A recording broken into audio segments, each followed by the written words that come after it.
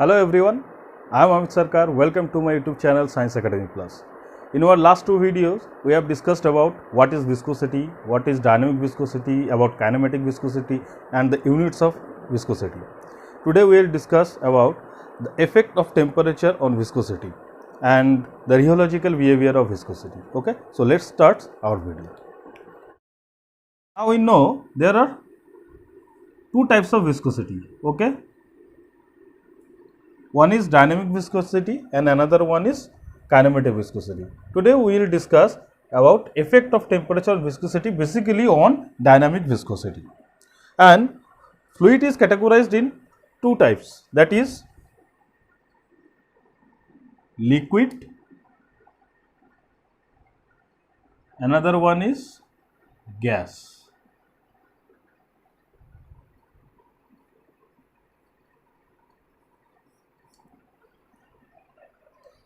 In our first video of viscosity, we already discussed that what are the reasons behind viscosity. What are the reasons behind viscosity? There are two reasons due to which viscosity is created. One is cohesive force, second one is intermolecular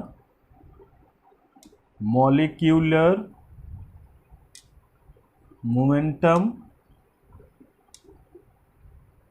transfer. Okay, already we discussed about this in our first video. So now look, if temperature is increasing or decreasing, what will happen? In case of fluid, if temperature is increasing, what?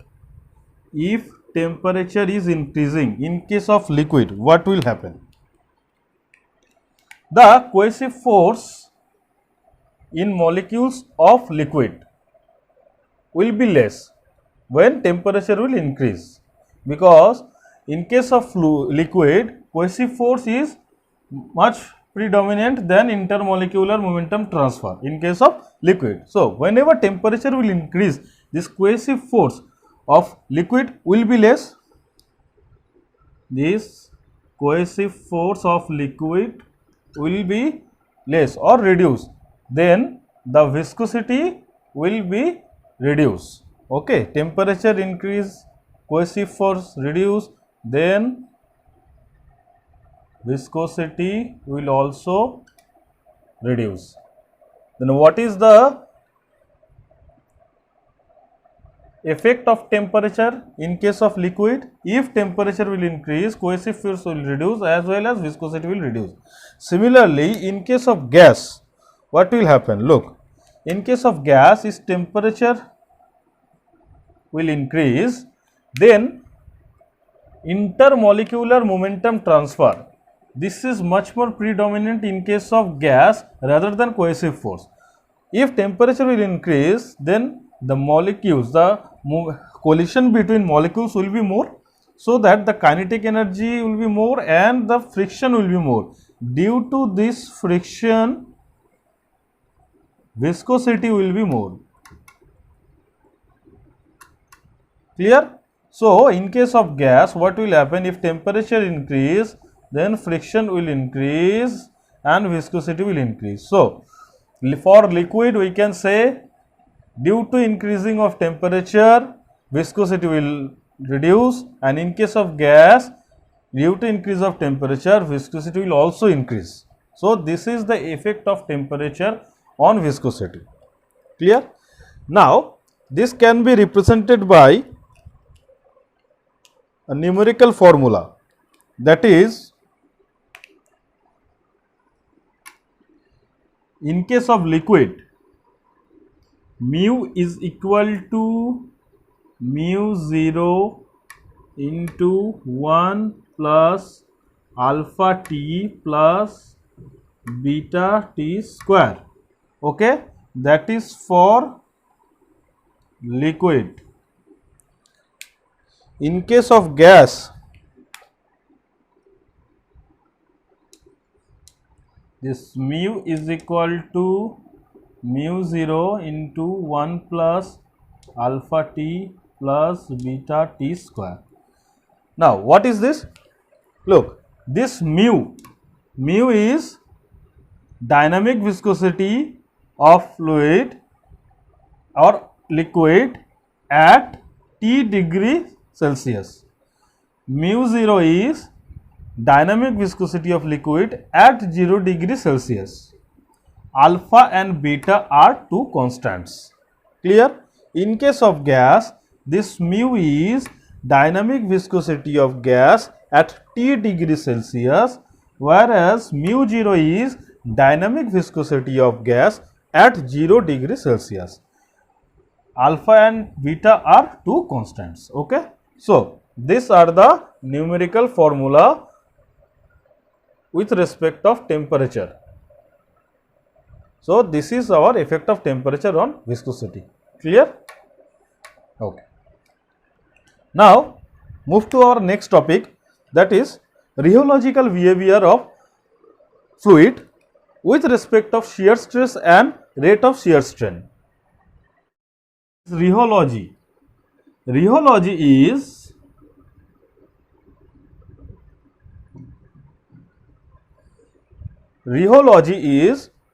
a branch of science where study of fluid behavior is done. Okay.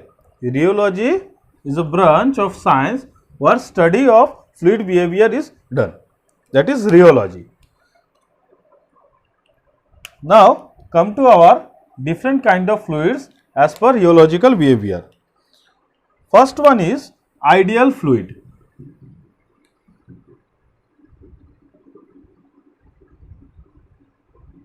What? Ideal fluid. When we can say a fluid is ideal? We can say when the fluid is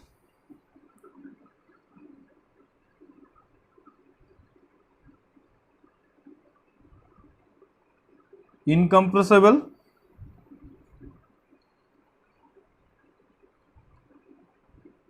the fluid has no viscosity,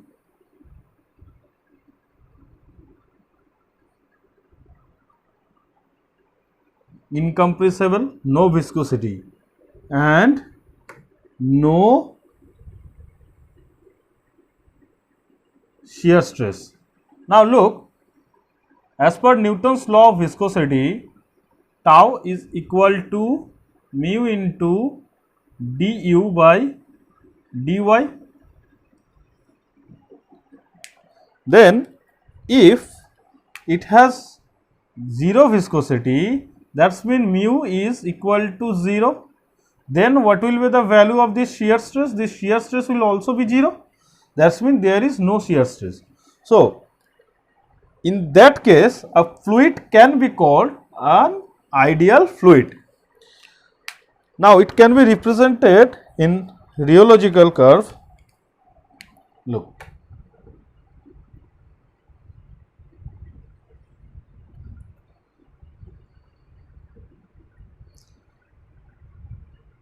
Y-axis represents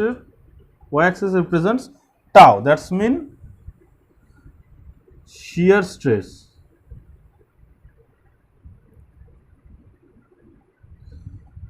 X-axis represent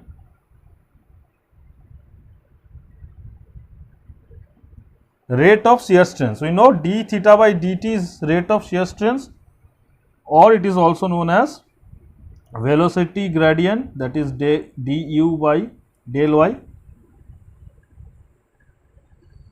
rate of shear strain. Okay. Then the ideal fluid has zero shear stress and zero viscosity, that means no viscosity. Then this fluid will be like this. This is known as ideal fluid. Okay. So this is ideal fluid. Next we will talk about Newtonian fluid. What? Next we will talk about Newtonian fluid.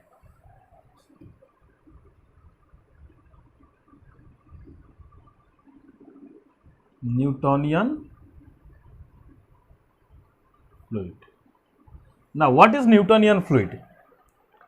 The fluid which obey Newton's law of viscosity. In our early videos we have discussed what is Newton's law of viscosity. Newton's law of viscosity is that where shear stress is proportional to velocity gradient, or which is also known as rate of shear strength. Okay, shear stress is proportional to velocity gradient or rate of shear stress. That's mean according to Newton's law of viscosity, shear stress is proportional to rate of shear stress, the rate of shear strain, or which is also known as velocity gradient. So the fluid which obey this law is known as Newtonian fluid,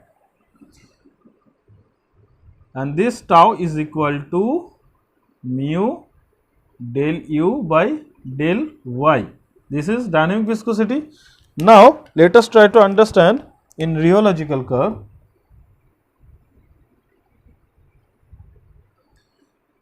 That is shear stress,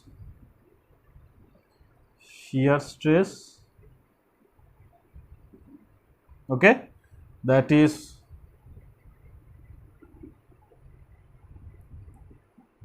shear strain, rate of shear strain or velocity gradient,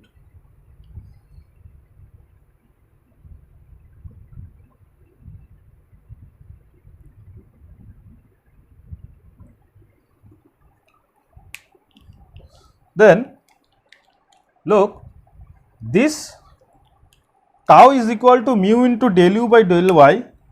We can compare it with the straight line equation, that is y equal to mx plus c. There c is equal to 0.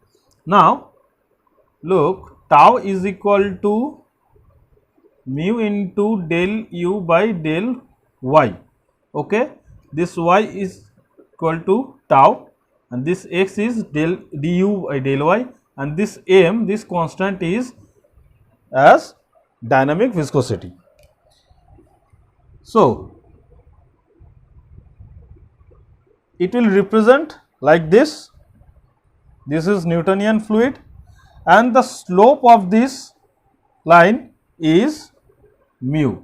Okay, just in case of this y is equal to mx plus c, this is m, and in case of tau is equal to mu into du by dy, there this slope is mu. This is Newtonian fluid.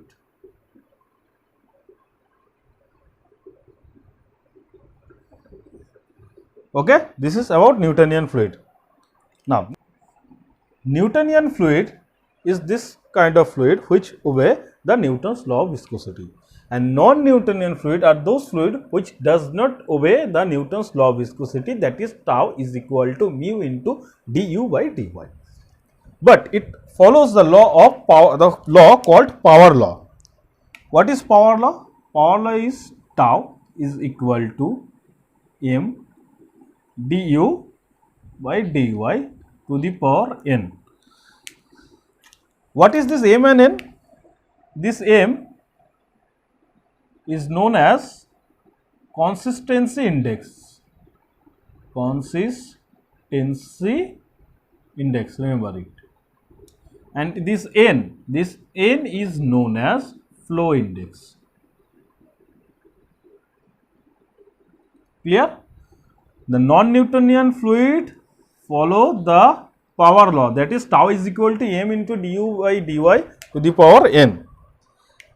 Now if this n, that's mean flow index is greater than 1, then this kind of non-Newtonian fluid is called dilatant fluid.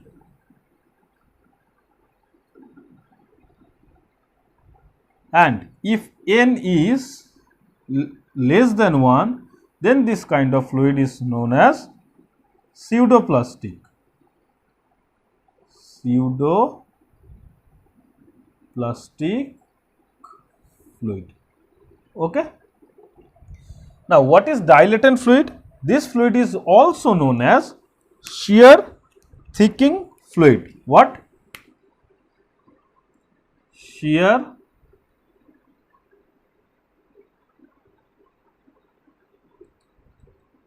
thickening fluid, and this is known as shear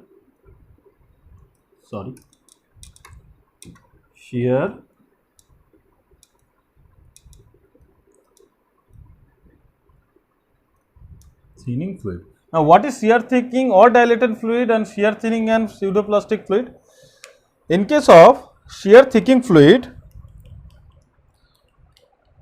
with increasing of shear stress, viscosity will also increasing. Okay. In case of shear thickening fluid, with increase of shear stress, viscosity will also increase. Okay. Example is starch solution. Okay. Example is starch solution. And in case of pseudoplastic fluid, that is also known as shear thickening fluid, the shear stress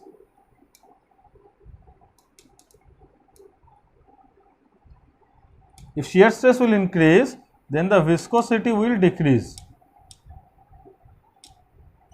Example is blood. So, what is non-Newtonian fluid? Non-Newtonian fluid is the fluid which does not obey Newton's law of viscosity. It follows the law of power law. Tau is equal to m into du by dy to the power n. This m is consistency index and this n is flow index. Where n is greater than 1, then this kind of fluid is known as dilatant fluid, which is also known as shear thickening fluid. What happens in case of this kind of fluid? If shear stress is increased, then viscosity will also increase. Example is starch solution. There are many examples. Now, we are just taking starch solution. And when this flow index will be less than 1, then this kind of fluid is known as pseudoplastic fluid. This pseudoplastic fluid is also known as shear thickening fluid. What happened in case of shear thinning fluid? What happened in case of shear thinning fluid? If shear stress is increased, then viscosity will decrease. Example, blood. Clear? So, this is about non-Newtonian fluid. Okay. Now, come to our next type of fluid. Now, we will talk about Bingham plastic and Hershey-Buckley fluid. Okay. What is this? There are two types of fluid, that is Bingham plastic and Hershey-Buckley fluid. In this kind of fluid, it requires some initial stress. After that, it will start flow. Now, look, at first we will talk about Bingham plastic. In case of Bingham plastic, what happened? After giving initial stress, it will behave like Newtonian fluid. So, Bingham plastic fluid, after giving some initial stress, let us say that is tau, it will behave like a Newtonian fluid. Then what will happen? Then it will follow the law of Newton's law of viscosity. Then it will be T is equal to Ty plus mu del du by dy. It will follow this law. Okay. Tau is equal to Ty du by dy. There this Ty is some initial stress. In case of Hershey-Buckley fluid, in case of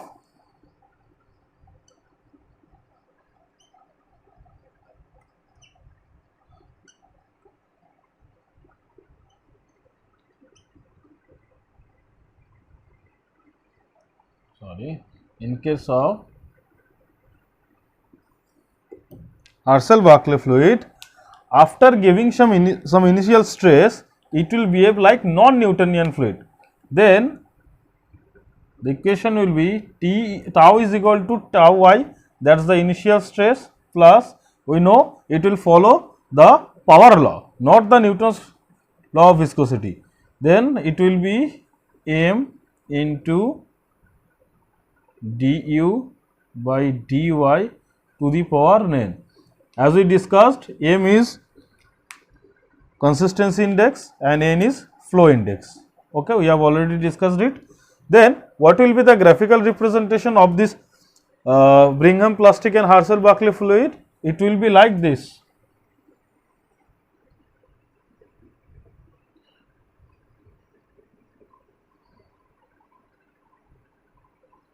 That is tau, that is rate of shear strain del theta by del t, or that is del u by del y, and after giving some initial stress, that means this is the initial stress. Okay, let us say it is tau y. After giving some initial stress, then what will happen? Brigham plastic will behave like Newtonian fluid and Herschel-Berkeley fluid will behave like non-Newtonian fluid. Clear? Then this one is Brigham plastic fluid and this one is Herschel-Berkeley fluid. Okay. So, this is our rheological representation of Brigham plastic and Herschel-Berkeley fluid. Clear? Brigham plastic will follow this one, that means after giving some initial stress, it will follow the Newton's law of viscosity, and in case of Herschel-Berkeley, after giving some initial stress, it will follow the power law. Okay. So, that is all about Brigham plastic and Herschel-Berkeley fluid. This is our final rheological representation. X axis is shear stress, y axis is rate of shear strain, that means d theta by dt equal to du by del y. Ideal fluid, this one which has no viscosity. These two are non-Newtonian fluid which does not obey Newton's law and it follows the power law. Where n is greater than 1, this is known as dilatant fluid, and where n is less than 1, that is known as pseudoplastic, which we have already discussed. Dilatant fluid and pseudoplastic, let us mark it. This is ideal fluid, this is dilatant fluid, this is pseudoplastic fluid, and the fluid which obey Newton's law, that means tau is equal to mu into du by dy, that is known as Newton fluid.